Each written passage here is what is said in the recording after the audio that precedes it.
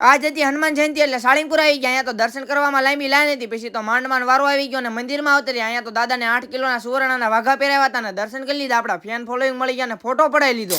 તો કેમ છો બધા મિત્રો, મજામાં જઈશો? આપણા નવા મિની વ્લોગમાં તમારું બધાનું સ્વાગત છે. હવારમાં નાહી ધોઈને ફ્રેશ થઈ ગયા, સાળીંગપુર જવાનું, કારણ કે આજ હનુમાન જયંતિ છે. બહાર આવ્યા હતા બધા ભાઈબંધ, તૈયાર થઈ ગયા હતા, પ્લાન કરતા. છેલ્લે કોઈ નહોતું આવતું. પછી તો ગાડી કાઢી નીકળી ગયા અમે ત્રણેય ભાઈઓ સાળીંગપુર હનુમાન દાદાના દર્શન કરવા.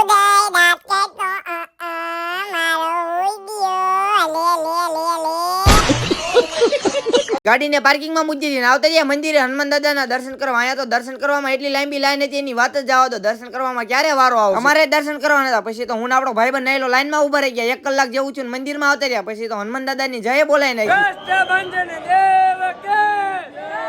દાદાની જય બોલાવીને પછી તો હનુમાન દાદાના દર્શન કરી લીધા. અને હા મિત્રો, આ સુવર્ણના 8 કિલોના વાઘા પહેરાવ્યા હતા. કોણ કોણ સાળીંગપુર આવ્યું હતું જરા કોમેન્ટ તો કરો ને. જય કષ્ટભંજન દેવ લખવાનું પાછા ભૂલતા. તડકો એટલો બધો હતો, એની વાત જ જવા દો. પછી તો પાણી પીવા આવતા રહ્યા બધા ભાઈબંધ, કે પરસાદી લઈને જવું હોય. પછી તો બધા ભાઈબંધ નીકળી ગયા પરસાદી લેવા. આવતા રહ્યા પરસાદી લેવા. અહીંયા તો આ કેટલાય માણસની રસોઈ છે. અમે ત્રણે ભાઈબંધને પરસાદી લઈ લીધી. પછી તો અમે ત્રણે ભાઈબંધ પરસાદી લેવા બેસી ગયા. કોણ કોણ આવ્યું હતું જરા કોમેન્ટ તો કરો.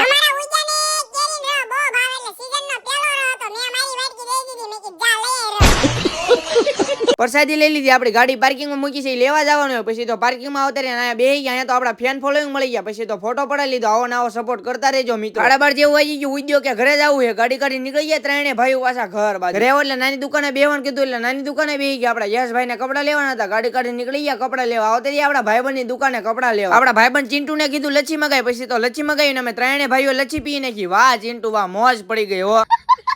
યશભાઈ ના કપડા લઈ લીધા. ગાડી કાઢી નીકળી ગયા પાછા ઘર બાજુ. સીધા ઘરે તો નતા ગયા. અમે બધા ભાઈબંધ આવતા રહ્યા હતા. 9 વાગ્યા હનુમાને દર્શન કરવા. અહીંયા તો દર્શન કરવામાં એટલી બધી લાઈન હતી, એની વાત જ જવા દો. પછી તો હનુમાન દાદાના દર્શન કર્યા અને તમે બધા પણ દર્શન કર્યા. અહીંયા તો આજ મેળા જેવો માહોલ છે. તમે બધા ફોલો તો કરી નાખો.